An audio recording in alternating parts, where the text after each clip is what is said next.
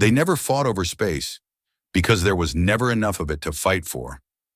That was what their father used to say with a smile, half pride, half pain, every time someone asked how he managed to raise two boys in a 10 by 10 room that barely fit a single bed. He didn't like to talk about the years he went to sleep on the floor with one arm tucked under his head and the other clutching the bills he couldn't pay. But when he did, it always began with that bed. Ethan and Elijah shared more than just a mattress. They shared dreams, whispered late at night when the world outside was cold and their blanket thinner than hope. They shared hunger, turning it into jokes about becoming astronauts just so they'd get free food in space. They shared birthdays where the only gift was a hug from their dad, and most of all, they shared silence, the kind that crept in when the power was out again. And all three of them huddled together listening to the hum of other people's televisions through the walls. Their mother had left when they were barely toddlers. No note, no explanation, just the ghost of perfume on the pillow and a photo turned face down on the fridge. Their father, a carpenter with hands too big for the delicate stitching of fatherhood, did his best, but his eyes carried guilt, like he was apologizing with every glance for a life he couldn't afford to make better. They slept in shifts some nights, not because they wanted to, but because Elijah had asthma. And when his chest wheezed in the winter, Ethan would sit up, rub his back, and tell him stories about giant wooden castles with roofs that never leaked, stories about homes where no one had to sleep on the edge, homes where walls didn't whisper shame. That one bed became the altar of their boyhood. It held their fears, their hopes, and their silent vow.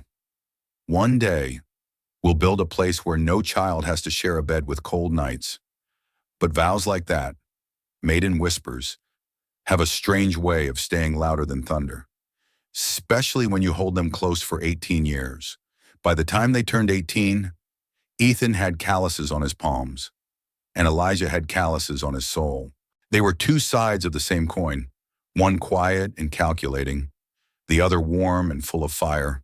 They graduated from high school without fanfare, no banners, no extended family cheering from the bleachers, just their father in the back row, still wearing his paint-stained overalls, eyes brimming with tears he refused to wipe.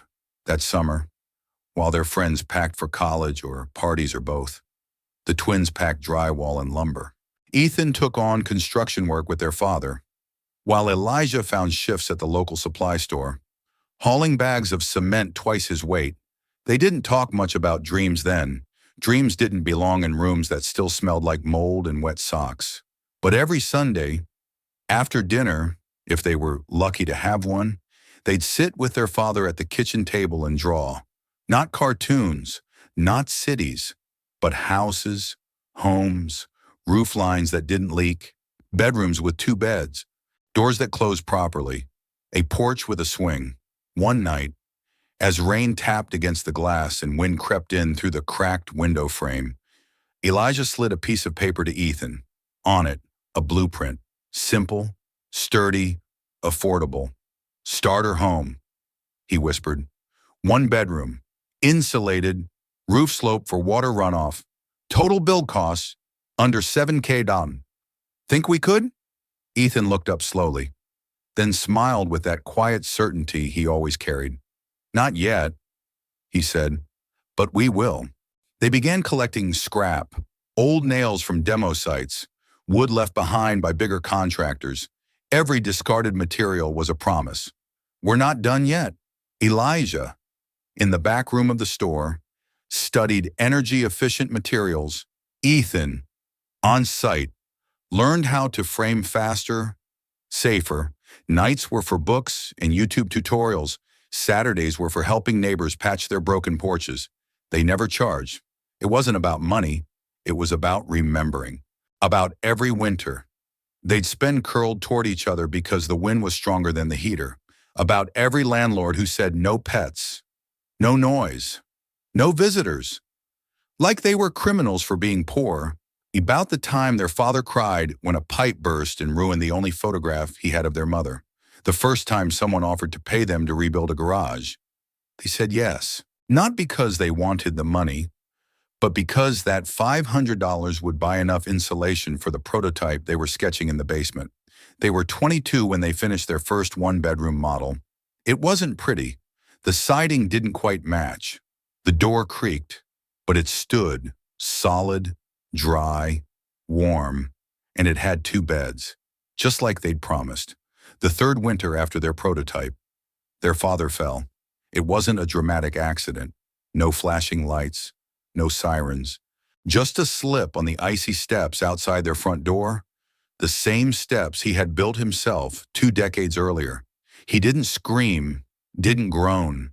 He simply sat there, stunned, holding his hip and breathing like it hurt to remember. The x-rays came back worse than expected. A fractured hip, early stage bone degeneration. The doctor said he needed surgery and time. Months of it. Time was something they didn't have. Ethan and Elijah were neck deep in a small community housing project. 5 homes for 5 families displaced after a fire tore through a rundown apartment block on Oak Ridge Avenue. They had promised these families before Christmas.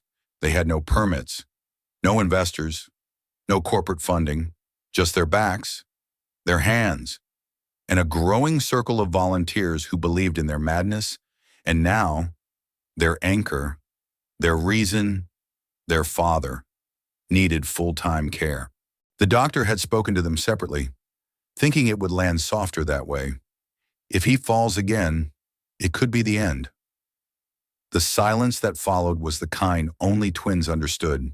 No debate, no resentment, just a quiet weighing of heartbeats. Ethan, ever the builder, spoke first. "I'll stay.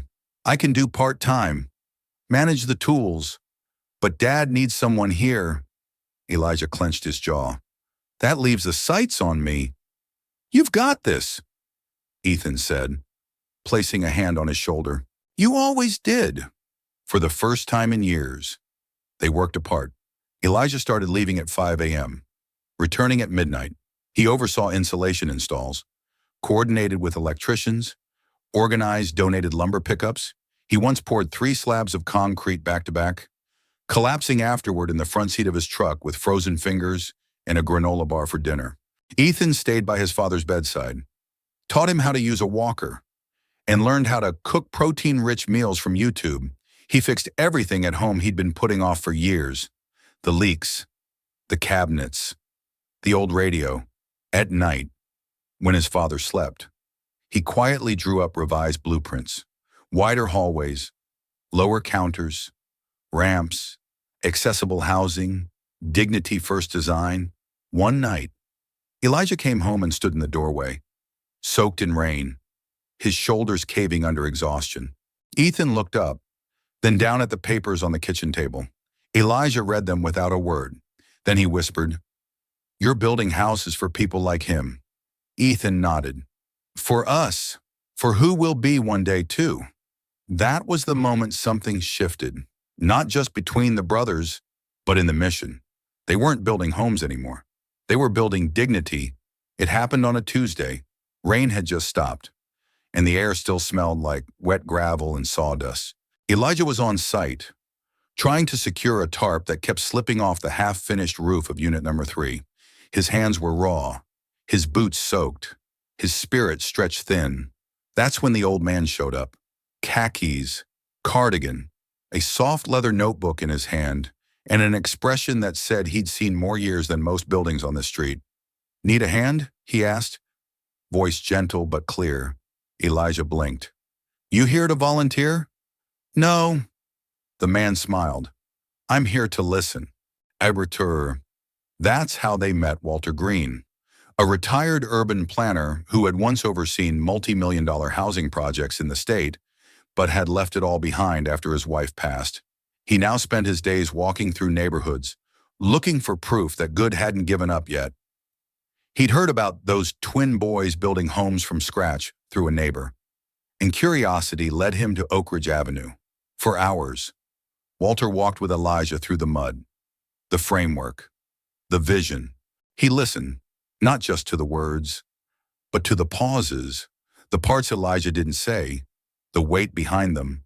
By dusk, they were seated on overturned paint buckets, steam from their shared coffee rising between them.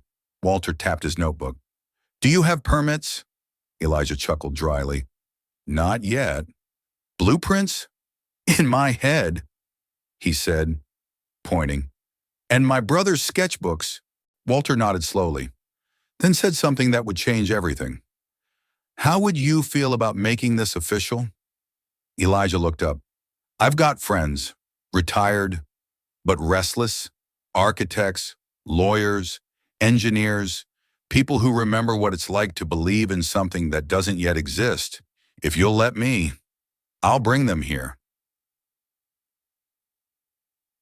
3 weeks later, they had a permit for their first legal build. By month's end, their small operation had a name, Two Sons Housing Initiative, and a small feature in the local newspaper. Twins who once shared a bed are now building beds for others. Donations trickled in, then poured. A local lumber company pledged free supplies. A church community adopted unit number 4 and raised walls together on a Sunday morning. An anonymous donor wrote a check with a single note, for the boys who didn't give up. And quietly, in the background, Walter stood with them, not leading, just steadying. He once told Ethan over coffee, what you're building isn't just shelter, it's memory. And that, son, lasts longer than concrete. They never planned for there to be 100. It just happened. One house led to 3, 3 to 12, then 20, then a whole block. Families moved in. Kids planted flowers in front yards. Laughter returned to porches that once echoed with silence. Volunteers called them the twins with hammer hearts. Newspapers called them a miracle. But the boys, they just kept building. Ethan's hands grew rougher. Elijah's hair started to silver. Their father's steps became slower. Then he needed a cane, then a wheelchair. But his eyes were alive again, watching from the porch each morning as his sons left with tool belts and dreams, waving like they were still 10 years old. On a warm spring afternoon, surrounded by workers and neighbors and laughter, they stood in front of house number 100, painted soft blue with white trim, a garden out front already blooming with daffodils. There were cameras, city officials, a ribbon. But what no one knew, what they had kept hidden for months, was that just down the road, tucked behind a line of old oak trees, there was one more house, one with no official number, no nameplate, no press release. It wasn't part of the initiative's plan. It didn't follow the budget. It was theirs. They had built it in silence. After hours, board by board, beam by beam, from the same kind of scraps they started with. It had wide doors, a walk-in tub, heated floors for their father's cold feet, a sunroom where light danced on the walls like forgiveness, and in the center, a bedroom with 2 beds, not because they needed to share anymore, but because that was where it all began. On the day they wheeled their father through the door, he said nothing, just looked around, touched the door frame, felt the smooth finish of the walls, the grain of the wood, then turned to them, voice breaking for the first time in years. You boys built me a home I couldn't give you. Elijah knelt beside him. No, Dad, you gave us everything. We just built the rest. They had wanted to surprise him with a plaque, but he beat them to it. As they helped him into bed that night, they saw it on the wall above the headboard, a hand-carved sign, barely hanging, uneven but full of soul. It read, "For the father who slept on the floor so we could dream." That was the only house they never photographed, because some homes aren't built for display, they're built for healing. Years passed. Two Sons Housing Initiative expanded beyond Oak Ridge Avenue, across counties, then across the state. More than just houses, they built trust. Volunteers turned into crews turned into teams, and the blueprint that once lived in Elijah's mind now sat framed in city halls under the name Affordable Human Living Standard, Model 101. But through all of it, the twins stayed the same. They still wore the same worn flannels on site, still showed up at 6 a.m. with their coffee thermoses, still called every new homeowner by name, and asked how the kids were doing in school. They never gave speeches, never posed for covers.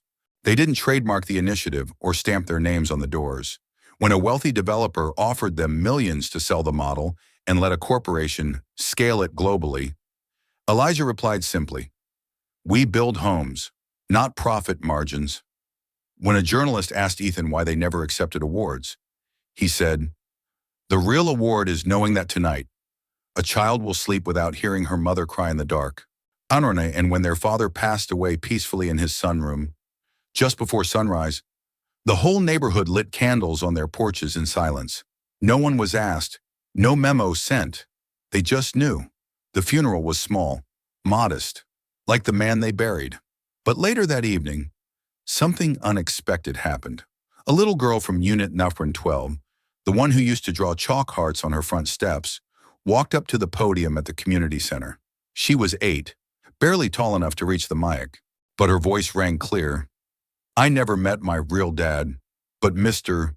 Thompson was like a grandpa. And the twins. They made me believe that walls can hug." That one sentence was printed and framed, not by the brothers, but by the town. It now hangs in the central office of the initiative, right above the entrance. No quotes, no attribution, just words that mattered. And every year, on their birthday, the twins visit one of the homes, randomly chosen, no fanfare. They bring tools, check the insulation, tighten a doorknob, plant something in the garden, then quietly, before they leave, they find a corner of the house where no one is looking and carve 3 letters into the wood with a chisel only they know how to hold. T-S-H. No one ever asks what it stands for, but if you know the story, you understand. Not Two Sons Housing, not the sacred home, not the simple hope. It stands for something far more powerful. This still holds. The dream, the promise, the bed, the love. It still holds. Not every legacy needs a statue. Not every promise needs an audience. Sometimes, the quietest stories are the ones that rebuild the world from the inside out. Ethan and Elijah never chased recognition. They chased warmth. A roof that didn't leak, a bed that didn't creak, a future that didn't forget the past. And somewhere, right now, a little girl is laughing in a home that wouldn't exist without 2 boys who once whispered dreams in the dark. They were never building houses. They were building a home. So if this story touched something deep inside you, if you, too, believe that the smallest rooms can hold the biggest hearts, don't just watch, subscribe, because there are more stories like this waiting to be told, and you might be the next to carry the hammer.